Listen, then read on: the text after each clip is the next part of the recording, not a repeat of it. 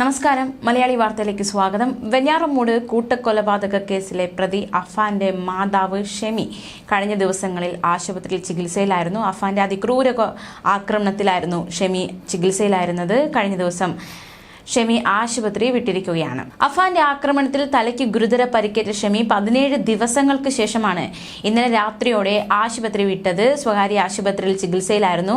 വെഞ്ഞാറമൂട് കുറ്റിമൂടുള്ള സ്നേഹസ്പർശം care ഹോമിലേക്കാണ് ഷെമിയെ മാറ്റിയിരിക്കുന്നത്. ബന്ധുവീടുകളിലേക്കൊന്നും പോകാൻ കഴിയാത്ത സാഹചര്യമാണ് ഇപ്പോൾ കുടുംബത്തിനുള്ളത്. അതുകൊണ്ടാണ് ചിലരുടെ സഹായത്തോടെ കെയർ ഹോമിലേക്ക് ഷെമിയെ മാറ്റിയത്. പാങ്ങോട്ടുള്ള ബന്ധുവീട്ടിൽ കൊണ്ടുവരാൻ കഴിയില്ല എന്ന് ബന്ധുക്കൾ അറിയിച്ചു. ഇതേ തുടർന്നാണ് ബന്ധുക്കളുടെ വീട്ടിലേക്ക് പോകാത്ത ഒരു സാഹചര്യത്തിൽ കാര്യങ്ങൾ എത്തിയത്. തന്റെ മകൻ അങ്ങനെ ചെയ്യില്ലെന്ന അമിത ആത്മവിശ്വാസത്തിലാണ് ഷെമി ഇപ്പോഴും. കഴിഞ്ഞ ദിവസം അഫാന്റെ പിതാവ് അബ്ദുൾ റഹീം ഒരു സ്വകാര്യ മാധ്യമത്തോട് പ്രതികരിച്ചിരുന്നു. അതായത് ആ പ്രതികരണത്തിൽ അദ്ദേഹം പറയുന്നത്, ഷെമി എല്ലാ മരണ വാർത്തയും, അതായത് അഫാനാണ് എല്ലാവരെയും കൊലപ്പെടുത്തിയത് എന്ന വാർത്ത താൻ തന്നെ ഷെമിയോട്, തന്റെ ഭാര്യയോട് പറഞ്ഞുവെന്ന് അബ്ദുൾ റഹീം കഴിഞ്ഞ ദിവസം പറഞ്ഞിരുന്നു. അതായത് കഴിഞ്ഞ ദിവസങ്ങളൊക്കെ വന്ന റിപ്പോർട്ടുകൾ അനുസരിച്ച് ഷെമിയോട് മരണ വാർത്ത പറഞ്ഞുവെങ്കിലും ഒരു വാഹനാപകടത്തിൽ എല്ലാവരും കൊല്ലപ്പെട്ടു എന്ന രീതിയിലാണ്, അല്ലെങ്കിൽ അഫാനാണ് ഇതെല്ലാം ചെയ്തത് എന്ന രീതിയിലല്ല, മറിച്ച് മറ്റൊരു രീതിയിൽ ഇവരെല്ലാം കൊല്ലപ്പെട്ടു എന്നാണ് ഷെമിയോട് അറിയിച്ചിരുന്നത്. കാരണം ഷെമിയുടെ ആരോഗ്യസ്ഥിതി കഴിഞ്ഞ ദിവസങ്ങളിലൊക്കെ ചികിത്സയിലായിരുന്നു. പ്രത്യേകിച്ച് അഫ്സാന്റെ മരണവിവരം പറഞ്ഞപ്പോൾ തന്നെ ഷെമിയുടെ ആരോഗ്യനില വഷളായിരുന്നു. മാനസികാരോഗ്യ വിദഗ്ധരുടെയൊക്കെ സാന്നിധ്യത്തിലായിരുന്നു അഫ്സാന്റെ മരണ വാർത്ത. അതായത് താൻ അത്രയും സ്നേഹിച്ച തൻ്റെ ഇളയ മകന്റെ മരണ വാർത്ത ഷെമിയോട് ഈ ഒരു ആരോഗ്യ അവസ്ഥയിൽ ഷെമിയോട് പറഞ്ഞത് എല്ലാവരുടെയും സഹായത്തോടെയാണ് പറഞ്ഞത്. അപ്പോൾ തന്നെ അവരുടെ ആരോഗ്യനിലയിൽ വഷളാകുന്ന സാഹചര്യമൊക്കെ ഉണ്ടായി. ഈ ഒരു സാഹചര്യത്തിൽ പതുക്കെയാണ് ബാക്കിയുള്ളവരുടെ മരണ വാർത്ത കൂടി ബന്ധുക്കൾ അറിയിച്ചത്. എന്തായാലും കഴിഞ്ഞ ദിവസം അബ്ദുൾ റഹീം പറഞ്ഞിരിക്കുന്നത് എല്ലാവരെയും അഫാനാണ് കൊലപ്പെടുത്തിയതെന്ന് ഷെമിയോട് പറഞ്ഞു എന്നാണ്. അപ്പോൾ ഷെമിയുടെ പ്രതികരണം ഒരു പൊട്ടിക്കരച്ചിലായിരുന്നു.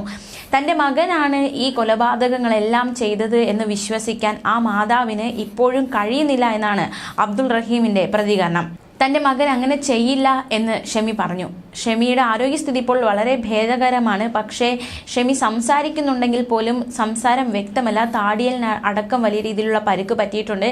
അതുകൊണ്ട് തന്നെ സംസാരത്തിലൊക്കെ ഒരു അവ്യക്തത ഉണ്ട് എന്നാണ് അബ്ദുൾ റഹീം കഴിഞ്ഞ ദിവസം മാധ്യമത്തോട് പ്രതികരിച്ചത്. എന്തായാലും ആ മാതാവ്, അത് അഫ്സാന്റെ മരണ വാർത്ത, അത് ആ മാതാവിനെ തളർത്തിയതാണ്. ഇളയ മകന്റെ മരണ വാർത്ത. ഇപ്പോൾ അഫാൻ മൂത്ത മകൻ പ്രതിയാണ്, അല്ലെങ്കിൽ ഒരു കൊലപാതകയായിരിക്കുന്നു എന്ന ഒരു വിവരം കൂടി അംഗീകരിക്കാനോ ഉൾക്കൊള്ളാനോ ആ മാതാവിന് സാധിക്കുന്നില്ല എന്നതാണ് ഏറ്റവും വേദനാജനകമായ കാര്യം. എന്തായാലും കുഞ്ഞുമകന്റെ കാര്യമായിരുന്നു ആദ്യം പറഞ്ഞത്. പിന്നീട് ഡോക്ടർമാർ പറഞ്ഞതനുസരിച്ച് എല്ലാ കാര്യങ്ങളും ഘട്ടം ഘട്ടമായി ഷെമിയെ അറിയിച്ചിട്ടുണ്ട്. കരച്ചിൽ മാത്രമേ ഉണ്ടായിരുന്നുള്ളൂ. വിങ്ങിക്കരയുകയായിരുന്നു ഈ മരണ വാർത്ത അറിഞ്ഞ ഷെമി. ഈ ഒരു വളരെ മോശം സാഹചര്യത്തിലൂടെയാണ് ആ കുടുംബം കടന്നുപോയിക്കൊണ്ടിരിക്കുന്നത്. ഈ ഒരു സാഹചര്യത്തിൽ ഈ വാർത്തകളൊക്കെ എങ്ങനെ ഷെമി ഉൾക്കൊള്ളും എന്നത് വലിയൊരു ചോദ്യചിഹ്നം തന്നെയാണ്.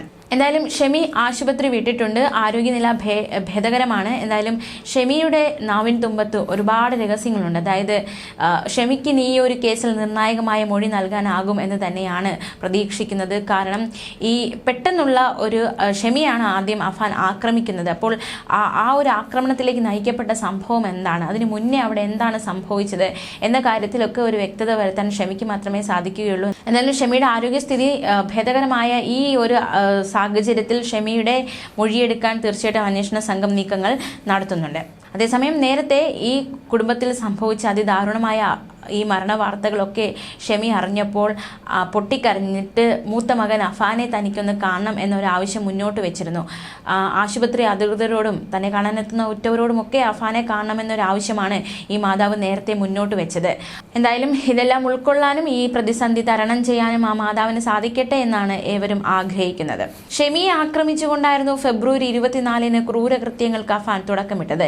ചോദിച്ച പണം ഷെമി നൽകാതായതോടെ കഴുത്തിൽ ഷോള് കുരുക്കി ഭിത്തിയിലിടിപ്പിച്ച് ആക്രമിച്ചു. രക്തം വാർന്ന് നിലത്ത് വീണതോടെ മരിച്ചെന്ന് കരുതി അഫാൻ ഒന്നിനു പുറകെ ഒന്നായി 5 പേരെ വകവരുത്തി. സ്വന്തം മാതാവിനെ ആക്രമിച്ച് മാതാവ് കൊല്ലപ്പെട്ടു എന്ന് കരുതി അഫാൻ നേരെ ചെന്നത് പിതൃമാതാവ് സൽമ ബീവിയുടെ വീട്ടിലേക്ക്. അവിടെ ചെന്ന് മുത്തശ്ശിയോട് മാല ചോദിച്ചു. തരില്ല എന്ന മറുപടി ഉടനടി പിതൃമാതാവിനെ കൊലപ്പെടുത്തി. പിതൃ സഹോദരൻ അബ്ദുൾ ലത്തീഫിനെ കൊലപ്പെടുത്തിയ ശേഷം ഇത് കണ്ട് നിലവിളിച്ചോടിയെത്തിയ അദ്ദേഹത്തിന്റെ ഭാര്യയെയും യാതൊരു ദാക്ഷിണ്യമില്ലാതെ അഫാൻ വകവരുത്തി. അബ്ദുൾ ലത്തീഫിന്റെ വീട്ടിൽ നിന്നും നേരെ പോയത് ഫർസാനയുടെ അടുത്തേക്ക്. ഫർസാനയെ വീട്ടിലേക്ക് കൂട്ടിക്കൊണ്ടുവന്ന് അവിടെ വെച്ച് അതിക്രൂരമായി ഫർസാനെയും കൊലപ്പെടുത്തി. ഒടുവിൽ അഫ്സാനെയും തന്റെ സ്വന്തം അനിയനെയും അഫാൻ യാതൊരു ദാക്ഷിണ്യമില്ലാതെ കൊലപ്പെടുത്തുകയായിരുന്നു. ഈ കൊലപാതക വിവരങ്ങളൊക്കെ വളരെ ഞെട്ടൽ ഉളവാക്കുന്നതായിരുന്നു. എന്തായാലും ഇനി ഈ അന്വേഷണമൊക്കെ പുരോഗമിക്കുകയാണ്. സാമ്പത്തിക ബാധ്യതയാണ് ഇവരോടുള്ള പ്രതികാരം, അല്ലെങ്കിൽ ഇവർ ഇത്തരത്തിൽ ചെയ്തത് കൊണ്ടാണ് താൻ അവരെ കൊലപ്പെടുത്തിയത് എന്നതടക്കമുള്ള ഒരു പ്രതികരണം മൊഴിയൊക്കെ പ്രതി നൽകുന്നുണ്ട്. എങ്കിൽ പോലും ഇനി ഷെമിക്ക് എന്താണ് പറയാനുള്ളത് എന്നതും ഈ കേസിൽ സംബന്ധിച്ച് ഏറ്റവും നിർണായകമാണ്. അതെന്താണ് എന്നാണ് ഇനി ഏവരും ഉറ്റുനോക്കുന്നത്. ഈ കൂട്ടക്കൊലപാതകങ്ങൾക്ക് ശേഷം പ്രതി അഫാൻ സ്റ്റേഷനിലെത്തി കീഴടങ്ങുകയായിരുന്നു.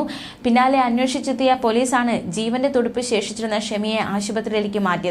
താൻ കട്ടിലിൽ നിന്ന് വീണ് പരിക്കേറ്റെന്നാണ് ഷെമി ഡോക്ടർമാരോടും മൊഴിയെടുക്കാൻ എത്തിയ പോലീസിനോടും ആവർത്തിച്ചത്. അഫ്സാന്റെ മരണവാർത്ത അറിഞ്ഞ് നിലവിളിച്ച ഷെമിയെ സൈക്യാട്രിക് വിദഗ്ധരടക്കം എത്തി ആശ്വസിപ്പിച്ചിരുന്നു. ഘട്ടം ഘട്ടമായി മറ്റ് വിവരങ്ങളൊക്കെ അറിയിച്ചു. എന്തായാലും കൊലപാതക വിവരങ്ങൾ ഷെമിയെ പൂർണ്ണമായി അറിയിച്ച സ്ഥിതിക്ക് ഇനി വിശദമായി മൊഴിയെടുക്കും. അഫാൻ പറഞ്ഞ സാമ്പത്തിക ഇടപാടുകളിലെ വാസ്തവം എന്താണെന്ന് ഷെമിയോട് ചോദിച്ചറിയാനാണ് തീരുമാനം. ഇത്രയും അധികം സാമ്പത്തിക ബാധ്യത വരാൻ എന്താണ് കാരണം? ഒരു 70 ലക്ഷത്തോളം രൂപയുടെ സാമ്പത്തിക ബാധ്യത ഉണ്ടെന്ന് പോലീസ് സ്ഥിരീകരിച്ചിരുന്നു. ഈ പണമിടപാടുകൾ എന്താണ്? ഷെമി ചിട്ടി നടത്തിയിരുന്നു. ആ ചിട്ടിയുമായി ബന്ധപ്പെട്ടുള്ള ഇടപാടുകൾ എന്തൊക്കെയാണ്? മാത്രമല്ല, ഇത്രയും കടത്തിന്റെ കാര്യം എന്തുകൊണ്ട് അബ്ദുൾ റഹീമിനെ അറിയിച്ചില്ല എന്നതും വലിയൊരു ചോദ്യം തന്നെയാണ്.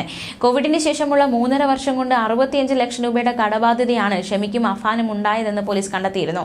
സ്വന്തം നിലയ്ക്ക് വായ്പ വാങ്ങിക്കൂട്ടിയതിന് പുറമെ ബന്ധുക്കളുടെ പക്കൽ നിന്നും പണവും സ്വർണവും വീടിന്റെ ആധാരം വരെ വാങ്ങി പണയം വെച്ചു. കടബാധ്യതയ്ക്ക് തുടക്കമിട്ടത് അമ്മയാണെന്നും ജീവിക്കാൻ വഴിയില്ലാതെ എല്ലാവരെയും കൊലപ്പെടുത്തി താനും മരിക്കാനായിരുന്നു പ്ലാനായിരുന്നു എന്നും അഫാൻ പോലീസിനോട് പറഞ്ഞത്. ന്യൂസ് ഡെസ്ക് മലയാളി വാർത്ത.